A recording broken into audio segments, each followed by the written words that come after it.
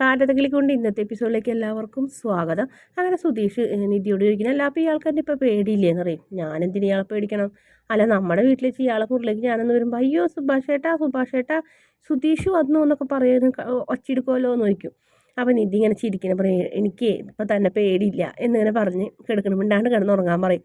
അങ്ങനെ കിടന്ന് പിന്നെ രാവിലെ അച്ഛനും മോനും കൂടെ അപ്പുറത്ത് ബിസിനസ് കാര്യങ്ങളൊക്കെ ചർച്ച ചെയ്യുന്ന വെച്ചാൽ ഇതെന്താ മുറി അടച്ചിട്ട് കഴിഞ്ഞിട്ട് ഒരു എനിക്കിനൊന്നുമില്ലേ എന്നൊക്കെ ഇങ്ങനെ പിറുപിറുക്കുന്നുണ്ട് രാജീവൻ അരുണിനോട്. അപ്പം അത് കേട്ടോ അപ്പം അപ്പോഴത്തേനും ചായ ആയിട്ട് അമ്മ വരും. അങ്ങനെ ചായ ഹേമ വരുമ്പോൾ ചായ രണ്ടുപേരും കൊടുക്കും. അപ്പം നിധി വരും, അങ്ങനെ അവരോടൊക്കെ ഗുഡ് മോർണിംഗ് പറയും. എന്നിട്ട് ഇരിക്കും മോളെ എന്ന് പറഞ്ഞ് അച്ഛൻ ഇരുത്തും.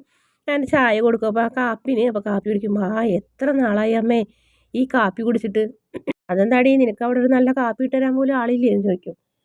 അതല്ല അമ്മേ, അവിടെ നല്ല സൂപ്പർ ചായ സുഭാഷ് ചേട്ടനിടും, പിന്നെ ഈ കാപ്പി മിസ് ചെയ്യാറില്ല എന്നറിയും. ഇപ്പം എന്ത് കുടിച്ചപ്പോൾ ഓർമ്മ വന്നേന്ന് പറയും. അപ്പോൾ ഏട്ടത്തിക്കുള്ള ചായയും കൂടി എടുത്തപ്പോൾ അവൾ എന്തെന്ന് വെച്ചപ്പോൾ അവൾ മുറിയിൽ കുഞ്ഞിനെ ഒരുക്കണം അമ്മയെന്ന് പറയും. എന്നാൽ അവിടെ ഇരിക്കട്ടെ എന്ന് പറയും. അപ്പോൾ നിധി പെട്ടെന്ന് പറയും, അമ്മേ ഈ ചായ ഞാൻ എടുക്കുന്നുണ്ട് കേട്ടോ, അതെന്തിനാടി നിങ്ങൾക്ക് 2 ചായ, ഞാൻ സുധീഷിന് കൊണ്ടെടുത്തിട്ട് വരാമെന്ന് പറയും. എടി അത് എന്ന് പറയും. അപ്പോഴത്തേനും നിധി എഴുന്നേറ്റ് ചായയായിട്ട് സ്പീഡിൽ മുകളിലേക്ക് കയറി പോകണം. എന്നിട്ട് സുധീഷിന് ചായ കൊണ്ട് കൊടുക്കാൻ പോകണം. അപ്പോൾ കണ്ടില്ലേ രാജീവേട്ടാ, അവളൊരു വെപ്രാളാണ്, ഇവൻ എന്ത് കൈവശം കൊടുത്തിട്ടാണ് ഇവളിങ്ങനെ മാറിയത്, അവൻ്റെ പിന്നീ കൂടെ നടക്കൽ തന്നെ, ഉണ്ണലും മൂട്ടലും ഉറക്കലും. എനിക്കിതൊക്കെ കാണുമ്പോൾ ദേഷ്യം വരുന്നുണ്ട്. ദേ രാജീവേട്ടാ, ഒരു കാര്യം ഞാൻ പറഞ്ഞേക്കാം, ഇനി അവളെ ഇവിടെ നിന്ന് പറഞ്ഞയക്കരുതിട്ടാ, അത് നിങ്ങളുടെ മിടുക്ക് പോലെ ഇരിക്കും. അമ്മ വിഷമിക്കേണ്ട, അതിന് വേണ്ട കാര്യങ്ങളൊക്കെ ഞാൻ ചെയ്ത് വെച്ചിട്ടുണ്ട്. ഇനി അവൾ ഇവിടെ നിന്ന് പോകില്ല എന്ന് ഉറപ്പ് കൊടുക്കണം. അപ്പോൾ നിധി സുധീഷിന് ചായ കൊണ്ട് കൊടുക്കുമ്പോൾ സുധീഷിന് സന്തോഷം, ഞാൻ താഴത്ത് വന്ന് കുടിക്കുകയായിരുന്നല്ലോ, അടുക്കളയിൽ ഒറ്റയ്ക്ക് പോയി കുടിക്കുമോ എന്ന് ചോദിക്കും. അതല്ല, അങ്ങോട്ട് വന്നിട്ട് കുടിക്കായിരുന്നു എന്ന് പറയും. എനിക്ക് വേണ്ടി ഇങ്ങോട്ട് കാപ്പി എടുത്ത് വന്നല്ലോ എന്ന് പറയും. അത് സാരില്ല, ഇത് കുടിച്ചോട്ടാന്ന് പറയും. അങ്ങനെ ചായ വെയിറ്റ് അവിടെ വെച്ചിട്ട്, അപ്പോൾ അതിന് മുന്നേ സുധീഷ് ഫോണെടുത്ത് സെൽഫിയൊക്കെ എടുക്കുന്നുണ്ട്. അപ്പോൾ നിധിനെ കണ്ടപ്പോൾ മറിച്ച് വയ്ക്കും, എന്താ ഇട്ട് നോക്കട്ടെ എന്ന് പറഞ്ഞാൽ ഫോട്ടോ നോക്കുമ്പോൾ സ്റ്റാറ്റസ് ഇടുന്നു, happy moment with my wife house എന്നൊക്കെ പറഞ്ഞപ്പോൾ നിധി പറയും, അല്ലാണ്ടല്ലേ നാട്ടുകാരോട് മുഴുവൻ പറഞ്ഞു നടക്കുന്നുണ്ടെന്ന് വൈഫ് ഉണ്ടെന്ന്, പിന്നെ ഇനിയിപ്പോൾ ഇതും കൂടെ അറിയിക്കണോ, അതുകൊണ്ട് ഡിലീറ്റ് ചെയ്യാൻ പറയും. അപ്പോൾ എന്താ വൈഫല്ലേ എന്ന് ചോദിക്കും. മോനെ ഞാനിവിടെ വെച്ച് മോനോട് ഇതൊക്കെ ഇങ്ങനെ പെരുമാറണ്ടിട്ടാണോ എന്നറിയും. അത് ഞാൻ പിന്നെ പറയാട്ടാ എന്ന് പറഞ്ഞിട്ട് നിധി പോകും. അവിടെ ചെന്ന് കഴിഞ്ഞിട്ട് ചായ കുടിക്കാൻ പറയും. നീ എന്തിനാണ്ടി ചായ പോലും കുടിക്കാണ്ട് അവൻ ചായ ആയിട്ട് ഓടുന്നത്, അവൻ ഇവിടെ വരുമ്പോൾ ഞാൻ കൊടുക്കൂലേ ചായ എന്ന് പറയും. അതല്ല അമ്മേ, അത് ഇവിടെ ഇപ്പോൾ വേണ്ടല്ലോ, സുധീഷ് എനിക്ക് അവിടെ എഴുന്നേറ്റിട്ടുണ്ട്, അപ്പോൾ സുധീഷിന് ഒരു കപ്പ് കാപ്പി കൊടുക്കണം, അതാ പറഞ്ഞത്, അവൻ ഇവിടെ ഒന്ന് കുടിച്ചോളില്ല, അവൻ തമ്പുരാനൊന്നും അല്ലല്ലോ എന്ന് പറയും. അതെ, അവരെ വീട്ടിൽ തന്നെ അതുമാതിരിയാണ് അവർ കയറി ചെയ്യുന്നത്. അപ്പോൾ പിന്നെ എനിക്ക് ഈ വീട്ടിൽ വരുമ്പോൾ നമ്മളും അതുപോലെ തന്നെ ചെയ്യണ്ടേന്ന് പറയും. മോളെ പറയുന്നത് കൊണ്ടൊന്നും മോള് വിചാരിക്കരുത്, വിഷമമൊന്നും വിചാരിക്കരുതെന്ന് അച്ഛൻ പറയുന്നത്. ആ വീട്ടിലെ പരിമിതികൾക്കുള്ളിൽ നീ എങ്ങനെ കഴിയണേ, അത് ഭയങ്കര, നീ എത്ര സ്നേഹമുണ്ടെന്ന് പറഞ്ഞാലും അത് ഭയങ്കര അസ്വസ്ഥതയായിട്ട് തോന്നി, നല്ലൊരു കുളിമുറി പോലും ഇല്ലല്ലോ എന്ന് അമ്മയും പറയും. അമ്മേ, വീടെന്ന് പറഞ്ഞാൽ വെറും ഒരു കെട്ടിടമാണ്, പക്ഷെ അതിൻ്റെ ഉള്ളിലെ മനുഷ്യന്മാരുടെ സ്നേഹം കൂടി ആകുമ്പോഴാണ് അതൊരു വീടാവണത്. എനിക്ക് ചെന്നപ്പോൾ തന്നെ അത് ബുദ്ധിമുട്ടൊക്കെ ആയിട്ട് തോന്നിയിരുന്നു, അഡ്ജസ്റ്റ് ചെയ്യാൻ പറ്റിയിരുന്നില്ല, ഇഷ്ടമല്ലായിരുന്നു. പക്ഷേ ഇപ്പം എനിക്ക് എല്ലാവരും ഇഷ്ടമാണ് അവിടുത്തെ, എനിക്ക് അവിടെയാണ് ഇഷ്ടം, അവിടെയാണ് എനിക്ക് സുഖം, സന്തോഷം എന്നൊക്കെ ഇങ്ങനെ പറയുന്നു. ഇവിടെ കിട്ടാത്ത എന്തൊക്കെയോ അവിടെ ഉണ്ട് എന്ന് പറഞ്ഞപ്പോൾ പിന്നെ അവർക്കൊന്നും പറയാനുണ്ടായില്ല, ഞാൻ ദേഷ്യപ്പെട്ടിരിക്കുന്നു. അതിനുശേഷം ഏട്ടത്തിൻ്റെ അടുത്തേക്ക് ചെല്ലും നിധി. എന്താ നിധി ബോറടിച്ച് തുടങ്ങിയെന്ന് ചോദിക്കും. പറയാനുണ്ട്, ഏട്ടത്തിക്ക് എങ്ങനെ മനസ്സിലായി, നിൻ്റെ മുഖം കണ്ടപ്പോൾ തോന്നിയെന്ന് പറയും. എന്നാൽ ഞാൻ എന്നായിട്ട് കമ്പനി അടിച്ചിരുന്നോ? ഏട്ടത്തിക്ക് അതിന് എന്നായിട്ട് കമ്പനി അടിക്കാൻ, അവിടെ നേരെ ഏട്ടൻ്റെ കാര്യം നോക്കണം, കുട്ടിയുടെ കാര്യം നോക്കണം, അമ്മനെ സഹായിക്കണം. എന്നാൽ ശരി, ഇന്നത്തെ ദിവസം മുഴുവൻ നിനക്ക് വേണ്ടി ഞാൻ സ്പെൻഡ് ചെയ്യാം, എവിടെ വേണമെങ്കിലും പോകാമെന്ന് പറയും. എന്നാൽ നമുക്ക് അമ്പലത്തിൽ പോകാമെന്ന് പറയും. അമ്പലത്തിൽ പോകാൻ ഞാൻ റെഡി ആവട്ടെ എന്ന് പറയും. അപ്പോൾ അതിനിടയ്ക്ക് ഹാളിലിരുന്ന് നിധിയും എല്ലാവരും കൂടെ സംസാരിക്കാനായിട്ട് സുധീഷ് ഒന്ന് ട്രൈ ചെയ്ത് നോക്കും, ഭർത്താവ് വിളിക്കുമ്പോൾ ഭാര്യ വരുമോ എന്നറിയാൻ വേണ്ടിയിട്ട്. അങ്ങനെ നിധി വന്നാൽ അവർക്കതൊരു അടിയാവും, അവർക്കിട്ടൊരു പണിയും കൊടുക്കാൻ പറ്റും. അങ്ങനെ നിധി എന്ന് വിളിക്കും.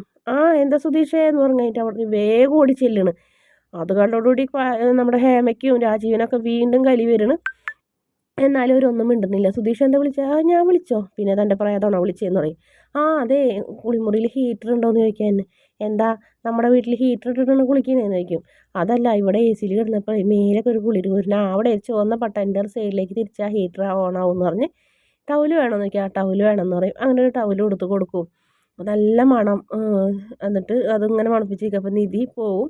അത് കഴിഞ്ഞിട്ട് പിന്നെ സുധീഷ് കുളിച്ച് റെഡിയായി വന്നിങ്ങനെ നിൽക്കുകയാണ്, സുന്ദരനൊക്കെ ആയിട്ട് നിൽക്കുന്നുണ്ട്.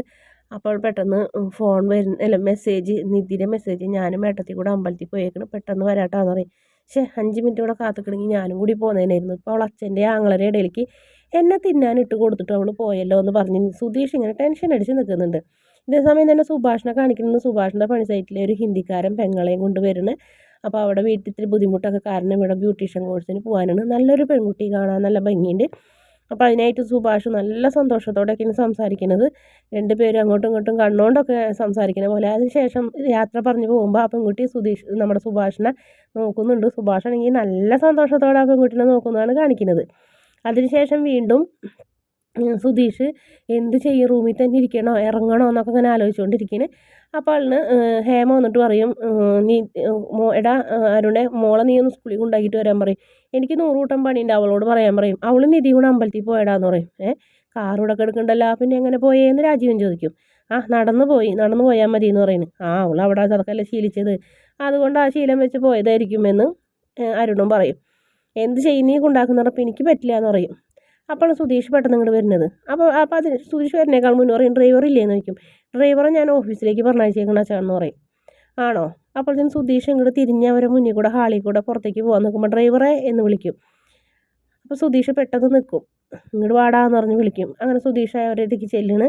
ഞാൻ വിളിച്ചത് നിന്നെ ഡ്രൈവറേന്നാണ്, അപ്പോൾ നീ ഇങ്ങോട്ട് വന്ന്, അപ്പോൾ നിനക്ക് അറിയാം നിൻ്റെ സ്ഥാനം എന്താണെന്നല്ലേ എന്നൊക്കെ ഇങ്ങനെ ചോദിച്ച് അപമാനിക്കുന്നു സുധീഷിനായിട്ട് പറയും, മേഡത്തിനെ കൊച്ചിനെയും കൊണ്ട് സ്കൂളിലേക്ക് പോകണം, വേഗം സൂക്ഷിച്ച് കൊണ്ടുപോയിട്ട് വാട്ടടാ ഡ്രൈവറെ എന്നിങ്ങനെ വീണ്ടും പറയുന്നു.